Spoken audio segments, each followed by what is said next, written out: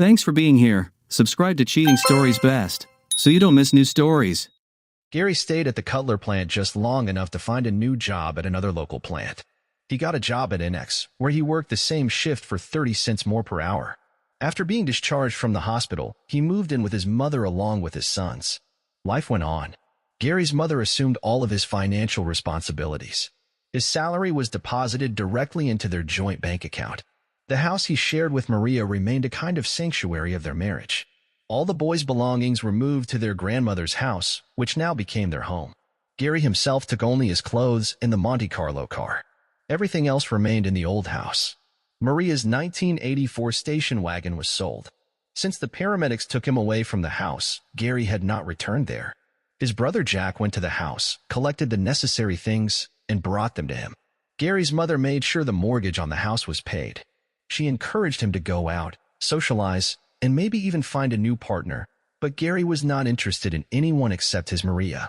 Gary's life consisted of work, evenings at home in front of the television, mowing his mother's lawn, and occasional renovations to her house. The only place he went regularly was the local gas station to fill up his 1977 Monte Carlo. A year had passed since their divorce was finalized. It was 2:45 p.m., and Gary was driving to work. The traffic light on 6th Street, leading to his workplace, was red. He pulled into the left turn lane and waited. He hated this traffic light. The turn arrow always seemed to stay red forever. Something caught his attention to the right. He turned and saw something that made him feel excited for the first time in a year and a half.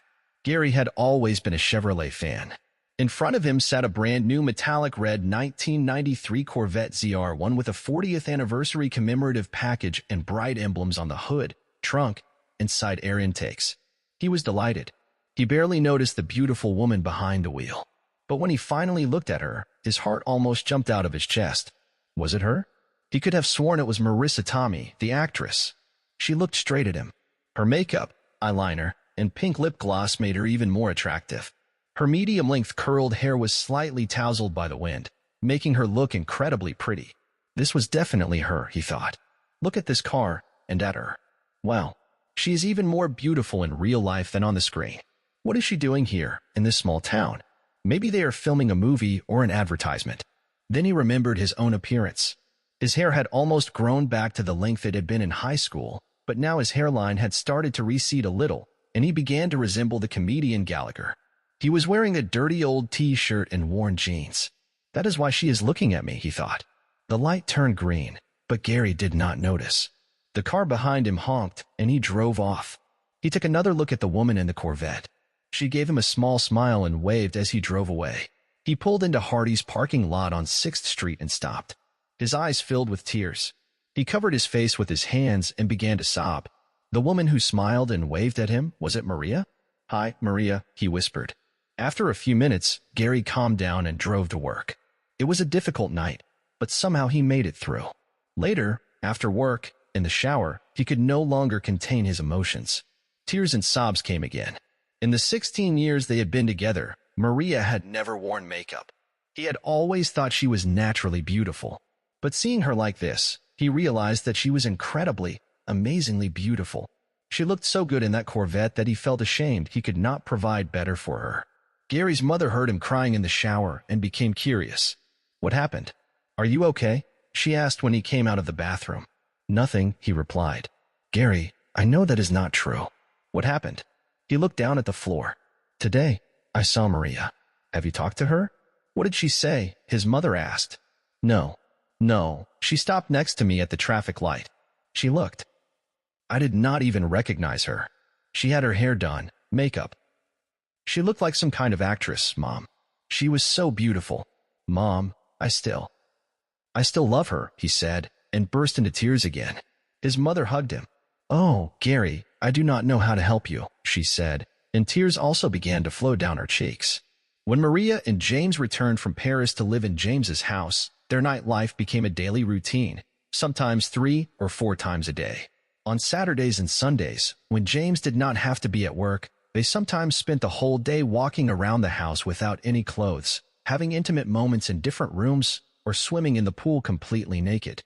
Before their wedding, James took Maria to Columbus for a complete makeover.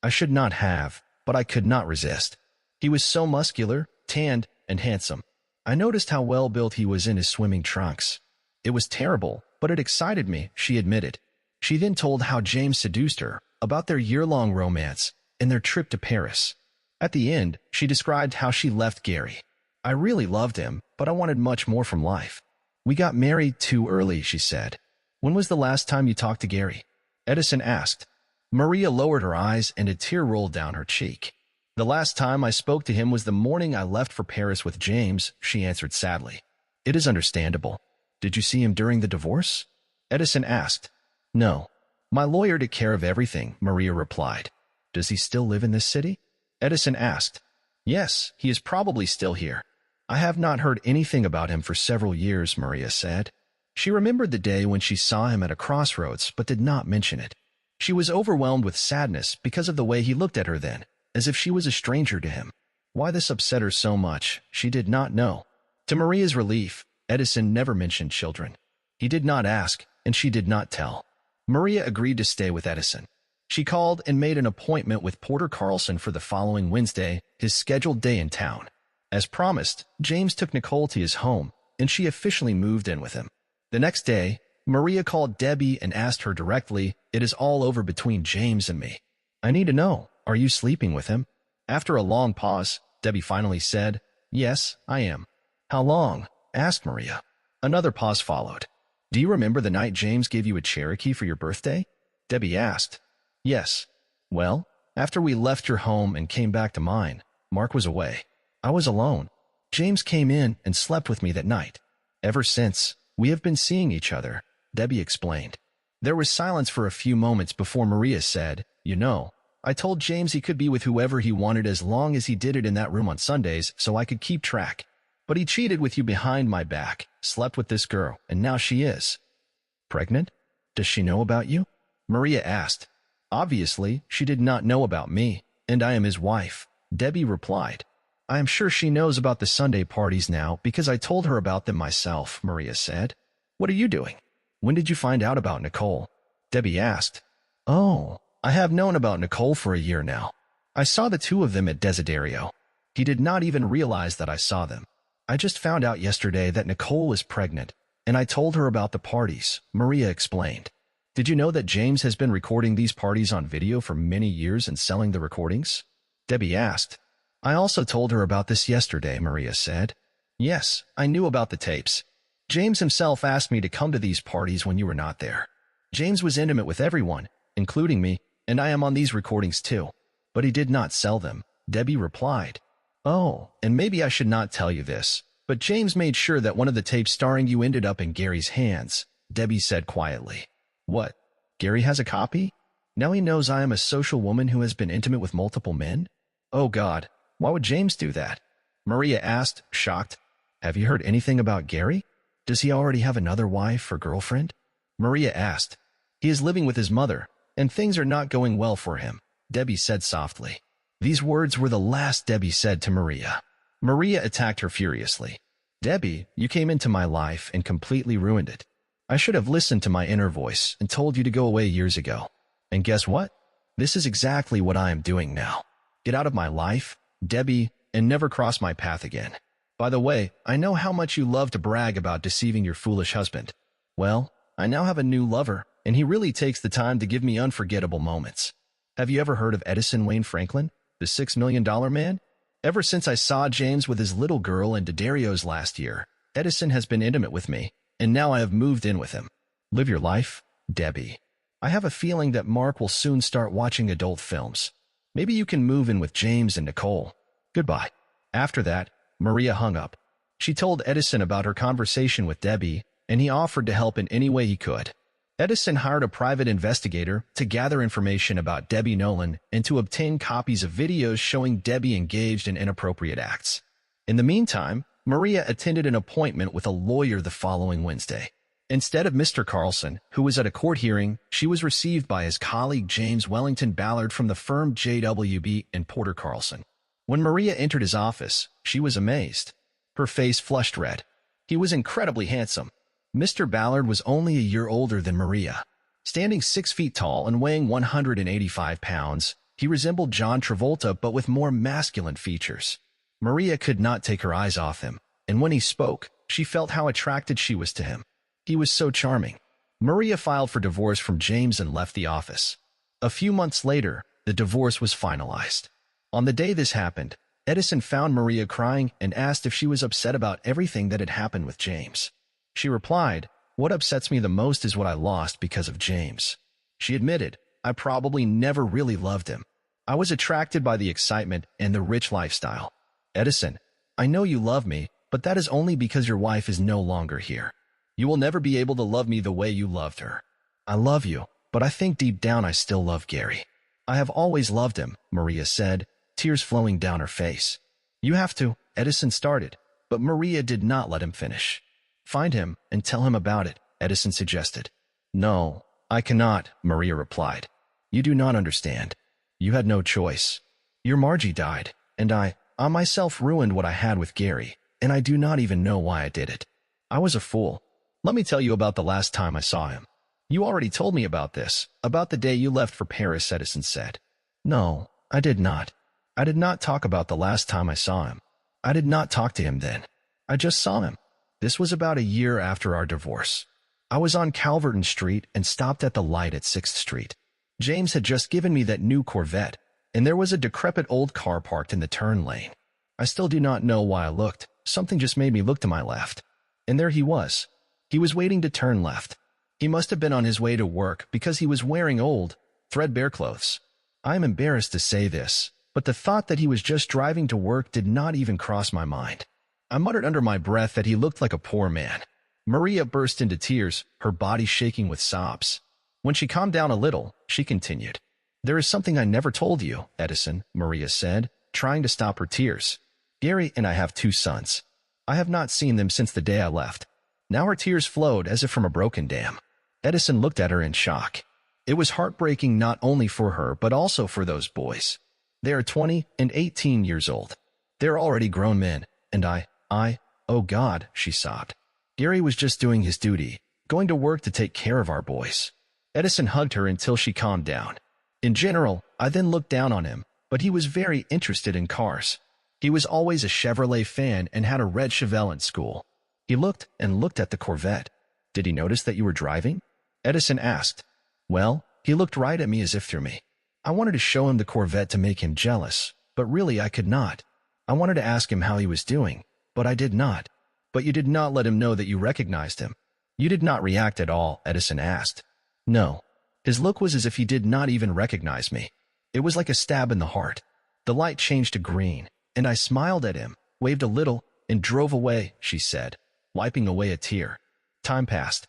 3 videotapes addressed personally to him arrived at Mark Nolan's supermarket office. A note was attached to them. It read, "This is what your wife does in her free time." Another envelope contained a series of photographs of James going in and out of Mark and Debbie's house and from dark corners of restaurants with his hand up Debbie's skirt. The note accompanying these photographs said, "The man in these pictures is the CEO of Cutler Industries.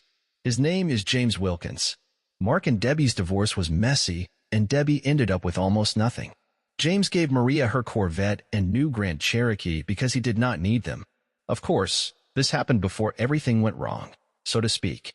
Mark filed a lawsuit against Cutler Industries citing the non-personality clause in the contract. After he obtained the videotapes, he installed hidden cameras in his and Debbie's bedroom. Less than a week later, he received a movie-quality recording of James and Debbie being intimate. Mark presented all the recordings and photographs, including those from the Sunday gatherings where James usually just watched and satisfied himself, to the Cutler board of directors. James quickly resigned and left. Nicole gave birth to a child, but Maria's revelations at the restaurant greatly overshadowed their relationship, and it lasted only a month. The results of a paternity test revealed that the child was indeed James's. At that time, his income was quite large, and he had to pay substantial alimony. Maria stayed with Edison. Although they did not marry, they lived as husband and wife. She slept in his bed, and they still shared regular nights together. They loved each other, but they both knew that their true soulmates were other people. Despite all the Sundays Maria spent in unrestrained intimate moments with different men, nights with Edison were satisfactory, but she missed being passionately desired and truly owned. She managed to hold out for 2 years, having intimate relationships only with Edison. One day, she was walking downtown when, on a Wednesday afternoon, Maria Wilkins ran into Jace Ballard, her divorce lawyer. "Hello, Mr. Ballard," Maria greeted him, feeling a slight trembling in her lower abdomen. "Damn, he is so handsome," she thought. "Are you busy or in a hurry? Can I buy you a cup of coffee?" he asked. She agreed, and they walked down the street to Starbucks. They spent the next hour talking, and Jace told her that he had wanted to ask her out when he was still her lawyer but thought it would be unethical. They spent the rest of the day in his office, where there was a small apartment for him or his assistant to stay if necessary. Jace proved to be just as impressive as James in many ways, but he was much more skilled. Maria had the best time of her life that day. After that, she and Jace started meeting in his office every Wednesday. She explained her situation with Edison and told him that she had fallen in love with Edison and did not want to leave him alone. Jace understood everything. August 2001. It had been 10 years since Maria and Gary divorced, and 9 years since Gary last saw Maria. He knew nothing about Maria's and James's divorce or how James had left in disgrace. Thoughts of the last night they spent together still haunted him, just like the memories of what he had seen on that tape where Maria had spent a night with several men. It had almost destroyed him. He still did nothing but work and watch television. Joshua, now 24, had gotten married, and he and his wife lived in Gary and Maria's old house. Gary could not bring himself to go back there. There were too many memories.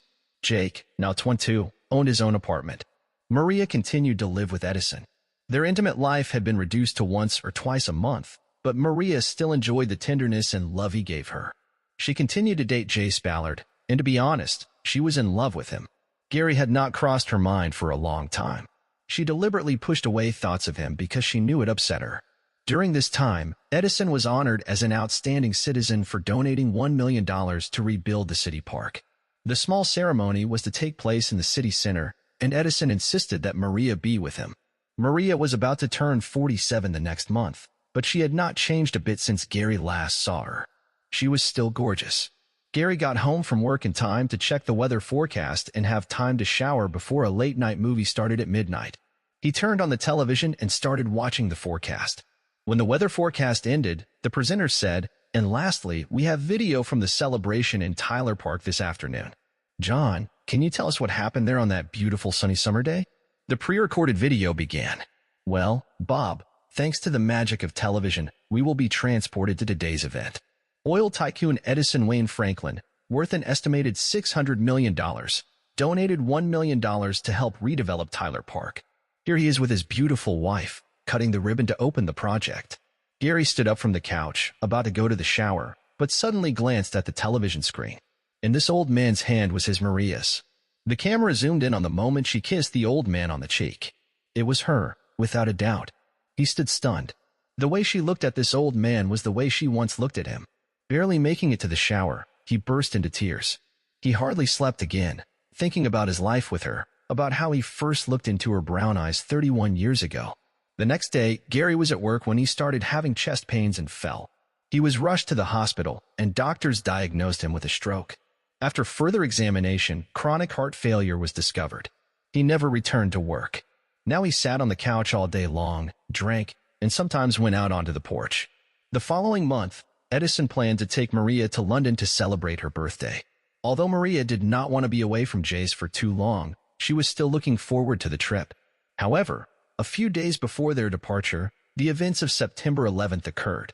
The scenes shown on television deeply shocked both Maria and Edison, especially Edison. Never in his wildest dreams could he have imagined that this beloved country would come under attack. On the afternoon of September 12th, Edison suffered a massive heart attack. Although he survived the initial attack, he never regained consciousness.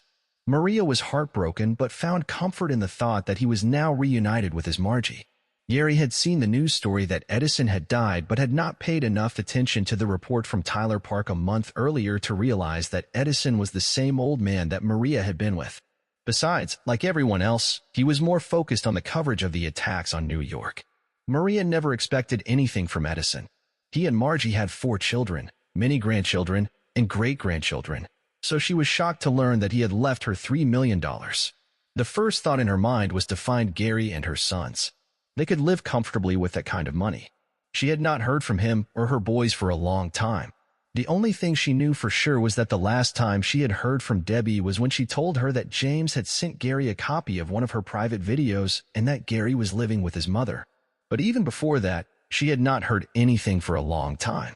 After Edison's death, Jace and Maria decided to slow down their relationship for a few months so she could grieve and recover from the loss.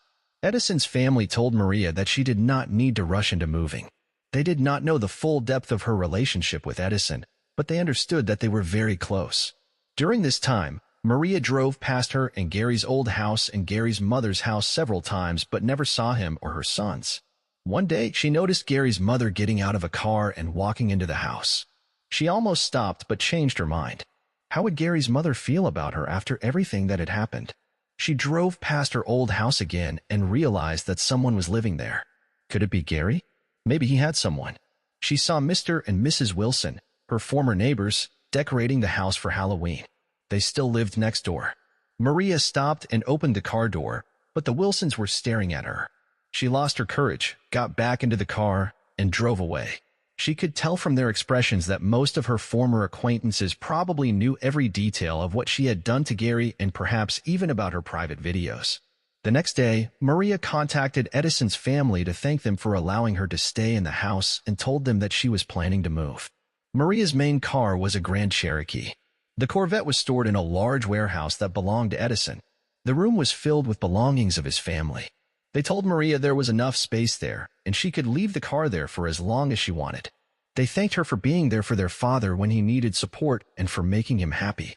Early in the morning, she folded down the back seats of the car and packed all her things. She wanted nothing more than clothes. She took one last long look at the house that had been her home for the past few years, got behind the wheel, and drove around the city, visiting places that mattered to her. She stopped at the house where she grew up, then at her high school. She parked at the church where she and Gary had been married 26 years ago.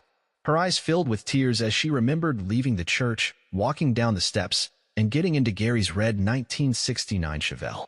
At that time, they had their whole lives ahead of them. Why had she ruined everything? She pulled away from the church and passed the insurance agency where she worked at the beginning of her marriage to Gary. Then, on her way to Cutler Industries, she passed the streets department. If only she had not forced Gary to quit. She pulled into the Cutler parking lot, wishing she had taken a job there. Maria remembered the day she arrived and saw an ambulance at the entrance. That incident had sealed her fate. She drove past her former mother-in-law's house one more time, still hoping to see Gary if he was there. She stopped again at the house she and Gary had shared. She paused briefly and thought about her last conversation with Gary. Why had she not stayed? Why had she left? As she drove away, she saw a young pregnant woman leaving the house and getting into a car. The woman smiled at Maria as she passed by. Maria decided that someone else must have bought the house from Gary. But then, like a bolt out of the blue, a frightening thought came to her mind. Could this young woman be Gary's new wife?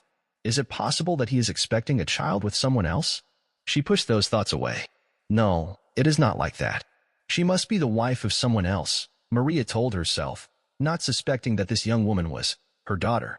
Maria's daughter-in-law was there, carrying her grandson. There was one more place Maria wanted to visit before she left. She headed toward Willow Creek Estates. On the way, she was stopped at a traffic light on 6th Street. Maria looked to her left and saw a man in a car in the turning lane. For a moment, she thought it was Gary. She remembered the day, 10 years ago, when she had last seen him. The light turned green, and the car behind her honked its horn. This time, she knew she had to move on. She continued on her way with a heavy heart. When she arrived at Willow Creek, she drove to the house she had shared with James. Not much had changed. A few minutes later, she thought, this house is not a good place. It is filled with pain. What happened here ruined my life. About 10 minutes later, she was driving north toward Columbus. Maria never thought much about it before, but she found herself outside the circle of friends and acquaintances she had during her marriage to Gary and her life in high society for more than 10 years. Maria avoided everything that reminded her of the past. She deliberately avoided people she knew. Whenever she was around them, they acted as if they did not recognize her. What she had done, those private parties and videos, were somewhat commonplace among the elite. Although most of her old circle knew about her life in general terms, she had completely erased her past. She knew very little about her old friends and family. Even some events that made headlines in the local newspapers passed her by unnoticed. She lived in her own little world. The house in Willow Creek Estates where she had lived with James was only a few miles from the city, but it felt like 1,000 miles away. Life in Edison's house in the heart of the city was no different. For these reasons, Maria left the city. Her estrangement from her old social circle was also why she never found out anything about Gary or her sons. Upon arriving in Columbus, she visited the law firm of JWB and Porter Carlson. Jace was very happy to see her and invited her to dinner. They discussed her plans for the future in connection with moving to the city and eventually ended up at Jace's house. Maria moved in with Jace, and they were married within a year. Once again, Maria lived in luxury. They built a new house worth over $1 million. Jace provided her with new cars every year, although ironically, she preferred to drive a Monte Carlo rather than the more expensive cars he offered. In the winter, she chose a Grand Cherokee while Jace drove a Jaguar. They attended parties at the governor's mansion. The governor was a close friend of Jace's. There were frequent trips to Las Vegas, Los Angeles, Miami, as well as many trips to Europe. This life was much more luxurious than her life with James. Time passed. Maria loved Jace, but she still felt empty. Something was missing. She grew bored, so she became her husband's personal secretary just for a hobby. She even co-starred with him as the face of their new television ad campaign. It was 2010. Maria and Jace were watching television late on a Friday night, waiting for the premiere of their new commercial on WBNS TV Channel 10. Maria was nervous, afraid she might look ridiculous on screen. She felt a slight sense of shame as she remembered a short story she had once filmed with Edison in Tyler Park.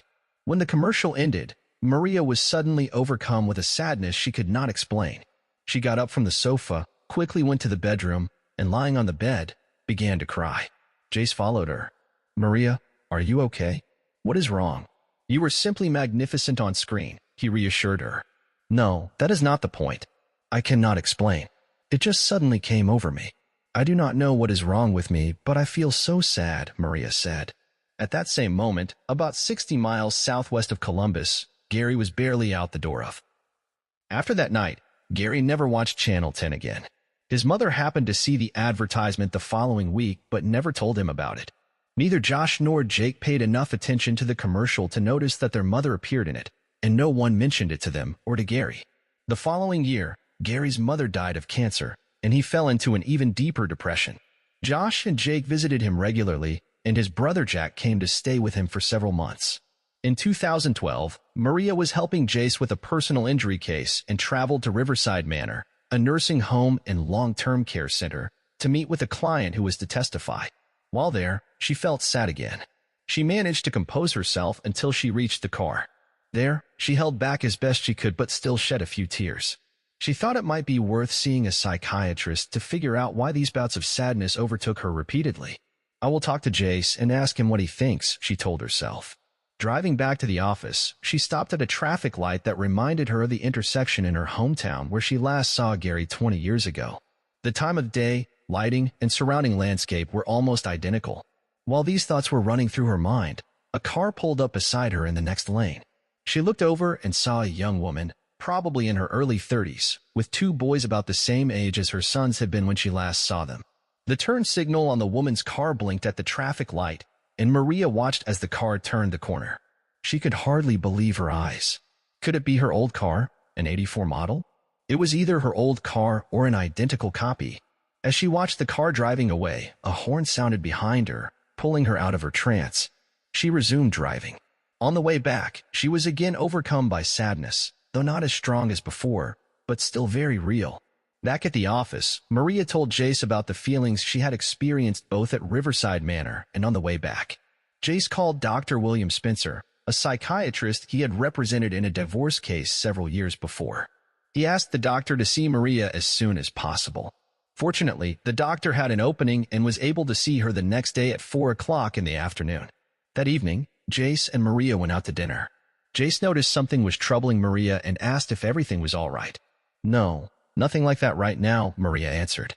"But I have a strange feeling I cannot explain. It feels like something is wrong, like I forgot to do something important. Did I miss anything in your office?"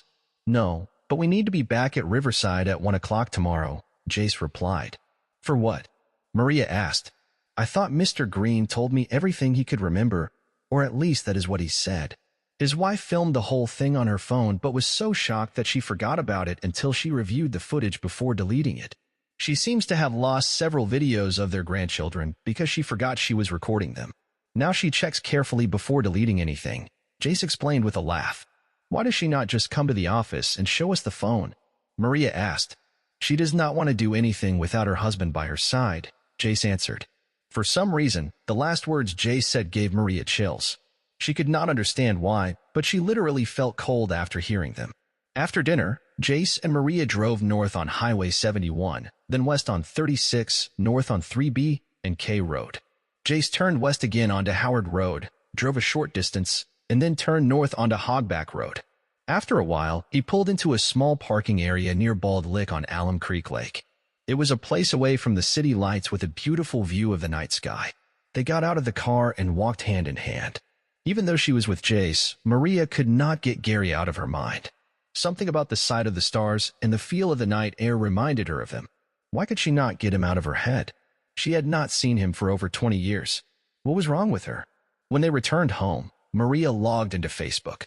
She had a strong desire to find out if Gary was there. She did not understand why she had never tried to find him before, but for some reason, it had never occurred to her. She found a page for his brother Jack Arthur and his wife, but there was no mention of Gary on their pages. Maria entered his name and found 15 users named Gary Arthur, but none of them were him. Apparently, Gary did not use Facebook. She wanted to find her children, but she was afraid they might reject her. She signed out of her account and turned off her computer. After a while, Maria told Jace that she was very tired and went to bed. She had a dream so vivid and realistic that when she woke up in the morning, she was confused and could not tell what was dream and what was reality. It was still dark outside when she woke up. She realized the man lying in bed next to her was her husband, but she needed to check something. Maria stood up, walked to the window, and looked out. She was in Columbus, in the house that Jace had built, not in her old house. It was Jace who lay next to her, not Gary. Her heart sank. She wished that the last 22 years had been just a dream. Maria dreamed that she and Gary took their young sons on a picnic. The boys went to play while she and Gary hugged, kissed, and exchanged words of love. Everything seemed so real. She remembered every word of their conversation. They returned home, and when the boys fell asleep, Gary made love to her tenderly and reverently. Then she fell asleep and had another dream in which she and Gary were driving down country roads in their Corvette convertible with the top down. She woke up in her sleep, snuggled up to Jace, and hugged him tightly. Then she woke up in reality, though it felt like she had just dozed off again. Waking fully, she felt very embarrassed. Maria went to the kitchen, completely absorbed in thought. Memories of her life with Gary flooded her mind. When Jace got out of bed a little later, he walked into the kitchen and saw Maria in tears. "What happened?" he asked. "This is Gary, my first husband. I never told you the details of our divorce, how I treated him, and what I did to him. It was not fair. I dreamed about him last night. I thought so. You hugged me and said, 'I love you, Gary,'" Jace replied. "Do you want to talk about it? Or will you wait until you see Dr. Spencer this afternoon?" "I will wait, but I promise to explain it to you later." Maria smiled faintly and continued, "The Corvette, my car, I almost forgot about it. It is still in Edison's old warehouse. I have decided, I almost feel that I owe it to him. I want to give my car to Gary. He has always loved Chevy. He had a '69 Chevelle when we got married. The last time I saw him, I was driving that car, and he paid more attention to the car than to me." Maria laughed as she said this, but Jace sensed the sadness in her voice. "We have a busy day ahead. We better take a shower and get ready," Maria said. They showered together but did not make love. Maria just wanted Jace to hold her. After lunch, Maria and Jace drove to Riverside Manor to meet Mr. and Mrs. Green. Jace talked to them and transferred Mrs. Green's video to his laptop. While they were in Mr. Green's room, a wave of extreme sadness swept over Maria again. She excused herself and quickly walked to the women's restroom through the hallway. There, she burst into tears. This feeling was much stronger than all the previous episodes. The sense of loss was overwhelming. It took her 10 minutes to pull herself together. Finally, she was able to calm down and return to the room. "I hope Dr. Spencer can figure out what is going on with me," she said to herself as she left the restroom. Jace was just finishing up with the Greens when Maria returned. "Are you okay, honey?" Mrs. Green asked. Yes, everything is fine. It is probably just an allergy," Maria answered. Jace looked at her as they left the room. He noticed she was crying. He was about to ask if everything was all right when suddenly he heard Maria turn to someone. Maria walked out of the room ahead of Jace and turned right, almost colliding with. Maria was walking down the hallway when she almost collided with Gary's little brother, Jack. "Oh, sorry. I did not mean to," she said, frozen in surprise. Her first thought was that Jack was here with their mother. Maria was already 58 years old, and their mother would have been over 80. She did not know that their mother had passed away a year ago. Maria quickly looked around, hoping to see Gary. Jack looked at her blankly, not quite sure if he was really seeing who he thought he was. "Hello, Maria," he said. Both of them were stunned and did not know what to say. Jace stood nearby, a little puzzled. "Jace, this is my first husband's brother, Jack Arthur," Maria said, clearly nervous. "Jack, this is my husband, Jace Ballard." Jack recognized Jace from some commercials. The men shook hands while Maria explained why she and Jace were at Riverside. Hesitating and unsure how to continue, she asked, "Is your mother here in this institution?" Before Jack could answer, she asked again, "What about Gary? Did he marry again?" Jack, unsure how to answer, asked, "How long have you been out of the loop?" Anxious thoughts swirled in Maria's mind. She did not know if she really wanted to know if Gary had remarried. Perhaps her sadness came from somehow feeling his pain. Is his mother sick? She reflected on her decision to give Gary the Corvette. Then she told Jack, "I have something I think Gary would really like." "Is Gary here? I would like to see him. I have something I want to give him." Jack raised his hand to stop her and motioned for her to follow. He turned and walked down the hallway, stopping in front of room 214. Maria and Jace followed. A few months after his mother passed away, Gary had another stroke. He had been at Riverside for several months. It was the only facility within several hundred miles specializing in his condition. Jack asked Maria to wait in the corridor and went into the room. Maria was nervous but a little excited. So Gary was there, she thought. Would he want to see her? Would he turn her away? How would she react if she saw him? Deep down, she knew she wanted to run to him and ask for forgiveness, telling him she still loved him. But she knew that would never happen. She also loved Jace and could not do to him what she had done to Gary. She wanted to turn around and run away. A few minutes later, the door opened and Jack stepped outside. "I talked to everyone. They said it was normal, but I need to explain something," he said. Opening the door again, Jack began to tell the events of the last 2 decades. Maria was stunned to see Joshua, now 35, in the room with his arm around a beautiful young woman. Jake, 33, stood nearby, also hugging his wife. On the chair behind them sat 2 boys who looked to be about 9 or 10 years old. Although Maria looked around, Gary was nowhere to be found. Her heart was filled with emptiness. She really wanted to see him. She noticed that everyone looked as if they had been crying recently. No one was smiling. Barely listening to Jack's words, Maria returned to reality, trying to absorb at least some information about Gary. "We lost our mother last year, and Gary, about 15 minutes ago," Jack said. What did he just say? Flashed through her mind. She turned her attention to the man lying on the bed. Gary was lying there. He had died just a few minutes ago. She was only a few steps away from him when he passed. Jack left the room to call the nurse, while Gary's sons and their wives said goodbye. Jack ran into Maria. Maria looked at Gary. His hair was still black and carelessly disheveled, with only a touch of gray. She saw his thin figure and remembered how she once pushed him on the shoulder in class. Here lay the love of her life, and he was no longer there. She would never be able to tell him that she still loved him. She looked at her children, already adults, and tears flowed from her eyes. "No, no, no," she screamed, stumbling and falling onto the bed next to Gary. Thank you for reading. Please subscribe to our channel to follow more heartfelt stories. If you're under 18, please choose another story. Click to listen to the next story.